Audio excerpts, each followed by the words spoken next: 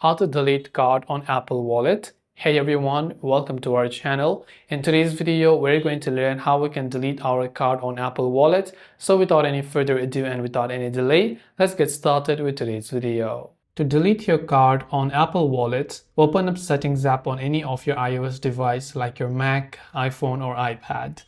Once you have done that, on the left hand side, you can see various options. Scroll down until you see the Wallet and Apple Pay button. Now, if you want to delete a card that you've added, you want to make sure that you don't have any active subscription linked to that card from Apple. So if you have got any type of subscription from your App Store or anything, you won't be able to remove that payment method. Unless you add another payment method like your card, make that the default payment method, and then only you'll be able to remove the existing ones. Otherwise, you'll be able to remove it without any hassles. That way you can delete your card on Apple Wallet. That is it for today's video. Thanks for watching and do subscribe for more tips and tutorials such as these.